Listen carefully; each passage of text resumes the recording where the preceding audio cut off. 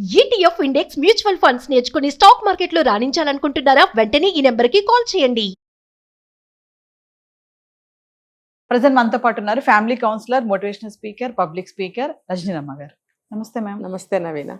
Madam, కొంతమంది భర్తలు భార్యలతోటి వీళ్ళ పుట్టింటి విషయాలు అంటే వీళ్ళ అమ్మ నాన్న గురించి, అన్నయ్య గాని, అక్క, చెల్లి, అన్న ఇవన్నీ చెప్పడం, అంటే వాళ్ళు ఇలా అన్నారు, వాళ్ళు అలా అన్నారు, ఈయననే మనల్ని ఇలా అంటున్నారు అని చెప్పేసి ఇలాంటి విషయాలన్నీ కూడా భార్యతో అంటే షేర్ చేసుకోవచ్చా? భర్త పుట్టింటి విషయాలు భార్యతో షేర్ చేసుకోవడం అనేది ఎంతవరకు కరెక్ట్ అంటారు? ఒకవేళ షేర్ చేసుకుంటే వచ్చే పరిణామాలు ఎలా ఉంటాయి ఒకసారి?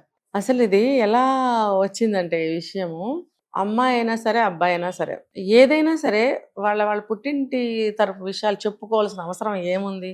కానీ వాళ్ళ పుట్టింటి విషయాలు చెప్పుకోవడమే ప్రధాన కారణం, ప్రధాన లక్ష్యంగా మారిపోయింది. కొద్ది రోజులు అయిన తర్వాత నీ వాళ్ళు ఇలా అంటే నా వాళ్ళు ఇలా, నీ వాళ్ళు ఇలా అంటే నీ వాళ్ళు ఇలా అనే వాదోపవాదాలు జరిగిపోవడం, గొడవలు జరిగిపోవడం, కోపాలు కక్షలు పెరిగిపోవడం అనేది చాలా జరుగుతున్నాయి. నన్ను అడిగితే ఇప్పుడు ప్రతి కుటుంబంలో ఉంటాయి హోల్స్, అవి రన్నింగ్లో వాళ్ళే తెలుసుకుంటారు. ఇప్పుడు మాట్లాడుతూ ఉంటాం, పనులు చేసుకుంటూ ఉంటాము, కలిసి ఎన్నో విధాలుగా అనేక పనులు చేస్తుంటాం. కొన్ని మాటల్లో కానీ వాళ్ళ ప్రవర్తన, వాళ్ళ క్యారెక్టర్స్ అనేవి మనకి తెలుస్తాయి కదా. ముందుగానే నువ్వు చెప్పాల్సిన అవసరం లేదు. కొంతమంది అమ్మాయిలు వాళ్ళ పుట్టింటి వాళ్ళని కూడా ఇష్టం వచ్చినట్టు తిడుతూ చెప్తూ ఉంటారు. అది కూడా కరెక్ట్ కాదు. నిజమే, మన పుట్టింట్లో ఎన్నో కొన్ని సఫరింగ్స్ ఉంటాయి. కొంతమంది తల్లి కూతుళ్ళకే పడదు, కొంతమంది తండ్రి కూతుళ్ళకి పడదు, కొంతమందికి సిబ్లింగ్స్తో పడదు. పెళ్ళి అయిన తర్వాత అవన్నీ చెప్పుకోవాల్సిన అవసరమే లేదు. ఆ వ్యక్తికి ఇవన్నీ అవసరం లేదు కదా. ఆ వ్యక్తికి ఈ అమ్మాయితోనే సంబంధం, ఈ అమ్మాయి కూడా అతనితోనే సంబంధం. సరే, ప్రతి కుటుంబంలో ఇలాంటివి ఉంటాయి కాబట్టి ఏముందిలే న్యాచురల్ అని తీసుకునే అమ్మాయి అయితే పర్వాలేదు. ఆ అబ్బాయి వాళ్ళ గురించి చెప్పినా చెప్పకపోయినా. కానీ పనిగట్టుకుని చెప్పాడు అనుకోండి, అసలే ఇక్కడ లూజ్ అనుకోండి ఈ అమ్మాయి, ఇంకా అతను చెప్పినందువల్ల ఈమెకి ఇంకొంచెం ఆలంబన పెరుగుతుంది. అడ్వాంటేజ్ పెరిగినప్పుడు ఏమవుతుందంటే ఇంటి కుటుంబ సభ్యులతోటి ఈమె నిరసనగా ప్రవర్తించడం కానీ, లేకపోతే ఈ భర్తను ఎత్తిపొడవడం కానీ జరుగుతుంది. పరువు పోవడమే కదా. ఇంకా రోజు వితండవాదాలు, లేకపోతే అనవసరమైనటువంటి ఆర్గ్యుమెంట్స్, అవి పెద్ద గొడవల్లోకి దారితీస్తాయి. ఏదైనా సందర్భం వచ్చినప్పుడు మీ వాళ్ళు ఇలాగా నువ్వు అప్పుడు చెప్పావు కదా. చాలా ఇవి ఎలా అంటే చెప్పడానికి ఈజీగా సిల్లీగా ఉండొచ్చు నవీన, కానీ ఇవే విడాకుల వరకు దారితీసిన కేసులు ఎన్నో ఉన్నాయి. నీ నీ నీ నీ నీ నీ అనుకుని పగల పెరిగిపోతుంటాయి ఇక్కడ. అది కొంత ఒక స్టేజ్ వరకు వచ్చిన తర్వాత మనకి తెలిసిపోతుంది. అట్లీస్ట్ అప్పుడైనా మనం ఆపాలి.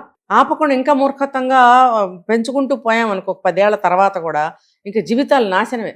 నాశనం సంగతి పక్కన పెడితే, నువ్వంటే నాకు ఇష్టం ఉండదు, నేనంటే నీకు ఇష్టం ఉండదు, కలిసి బ్రతుకుతూనే ఉంటాం. ఎన్నేళ్ళైనా 60 ఏళ్ళైనా 70 ఏళ్ళైనా బ్రతుకుతూనే ఉంటాం. కానీ నువ్వంటే నాకు ఇష్టం ఉండదు, గౌరవం ఉండదు. అలాగే నేనంటే కూడా నీకు ఇష్టం ఉండదు, గౌరవం ఉండదు. మరి అలాంటప్పుడు ఆ జీవితం ఎలా ఉంటుంది తెలుసా? మనసు పంచుకోలేము, ఒక శరీర బాధను పంచుకోలేము. అట్లీస్ట్ నాకు జ్వరం వచ్చింది, దగ్గొచ్చింది, లేకపోతే ఇంకోటి ఏం చెప్పుకోలేవు నువ్వు. ఎందుకనంటే ఆ చనువుని కోల్పోతావు. ఎందుకు? ఆ ప్లేస్లో కోపం పగలు రెడీగా ఉన్నాయి, అక్కడ నిండి ఉన్నాయి. అలాంటప్పుడు నీకు బాగోలేదంటే అతనికి ఏమన్నా సంతోషం కలుగుతుందా? కలగదు. అప్పుడు ఇంకో రకంగా మాట్లాడతాడు అతను, లేకపోతే నువ్వే చూసుకోవాలో ఏదో ఒకటి మాట్లాడతాడు. కాబట్టి ఒక కొంతకాలం అయిన తర్వాత ఈ మార్పులు అనేవి గమనించగలిగితే ఆపేయాలి. నన్ను అడిగితే కొత్తలో తెలియలేదు, ఏదో తెలిసి తెలియక మూర్ఖత్వంగా అయిపోయింది అని అనుకున్నప్పుడు మారాలి. తిట్టుకున్నాగా 2-3 ఏళ్ళు తిట్టుకున్నాం, ఇంకా మానేద్దాం. వయసు పెరుగుతుంది, పిల్లలు పుడుతూ ఉంటారు, కుటుంబంలో పాత పడుతూ ఉంటాము, ఇంకా ఎందుకు? సరే, వాళ్ళు ఎలాంటి వాళ్ళో మనకు తెలిసిపోయింది, నువ్వు ఇంకా భర్త దగ్గర ఎత్తిపడవలసిన అవసరం లేదు కదా. ఇంకోటి, ఇప్పుడు భర్త కానీ భార్య కానీ వాళ్ళ గురించి ప్రత్యేకంగా చెప్పడం అనేది ఇక్కడ మనకు ప్రధాన కారణం. అలా చెప్పాల్సిన అవసరమే లేదు. చెప్పకండి. మన వైపు ఉన్న హోల్స్ గురించి మర్చిపోయి అవతల వాళ్ళ హోల్స్ గురించి మనం మాట్లాడతాం. మీ అమ్మాయిలాగా, మీ అక్కలాగా, మీ చెల్లిలాగా. ఇప్పుడు మనకి ఉన్నారుగా, మన ఇంట్లో కూడా అలాంటి ప్రతి ఇంట్లో ఉంటాయి. ఇక్కడ డిఫరెన్స్ ఒకటే, మనం పెళ్లి చేసుకుని భార్యాభర్తలుగా సంబంధం కలుపుకోవటం వల్ల నీ నీ నీ నీ అని దెప్పుకుని పొడుచుకుంటున్నాం. కానీ 100 ఇళ్లలో సంసారాలు చూస్తే అందరి ఇళ్లలో ఒక్కొక్క కథ ఉంటూనే ఉంటుంది. 5-6 కుటుంబ సభ్యులు ఉంటే అందులో 1-2 వెధవలా ఉంటారు, లేదా 4 ఉండొచ్చు. దానికి నువ్వేం చేస్తావు? అందుకని పెళ్ళిళ్ళు చేసుకోరా? పెళ్ళిళ్ళు చేసుకోవాలిగా. అందుకే నేను మన ఒక వీడియోలో మాట్లాడుకున్నాం, పెళ్లి చేసుకోవాలనుకున్న ప్రతి అమ్మాయి కానీ ప్రతి అబ్బాయి కానీ మారాలి. మారిన తర్వాత అంటే కొన్ని అభిరుచులు కానీ కొన్ని అభిప్రాయాలు కానీ మార్చుకోవాలి. మన పద్ధతులు కానీ కొన్ని మార్చుకోవాలి. నేను ఎలాగే ఉంటాను అంటే అక్కడ అవతల కుదరకపోవచ్చు, అట్లానే అవతల వాళ్ళు కూడా. పెళ్లి చేసుకోవాలనుకున్న అమ్మాయి అబ్బాయి వాళ్ళకి కొన్ని మార్చుకోవాల్సిన అవసరం ఎంతైనా ఉంది. నా ఇంట్లో ఇన్ని హోల్స్ ఉన్నాయి, మరి నన్ను వాళ్ళు ఏమనుకుంటారో అలా అనుకోకుండా ఉండే విధంగా నేను కొంత మారితే వాళ్ళకి వాళ్ళు అలా ఉన్న ఈ అమ్మాయి మంచిదే అని అనుకుంటారని మనం మారాలి. అలాగే ఆ అబ్బాయి కూడా. అంతేగాని ఇద్దరు పేటేసుకుని కూర్చొని నా వాళ్ళు ఇలా అని చెప్పుకోవడం వల్ల ఒరిగేది ఏమీ లేదు, జరిగేది ఏమీ లేదు, చివరికి నష్టమే వాటిల్తుంది. కొంతకాలాన్ని మొదట్లో బాగా స్వీట్గా ఉంటాయి వాళ్ళ మీద చెప్తున్నప్పుడు, అతనికి కూడా ప్రతీకారం తీరుతూ హాయిగా అనిపిస్తుంది వాళ్ళ మీద చెప్పడం వల్ల. కొంతకాలం అయిన తర్వాత అరే ఎందుకు చెప్పానని పశ్చాత్తాపం కలుగుతుంది. మారిపోతాయి అన్నీ.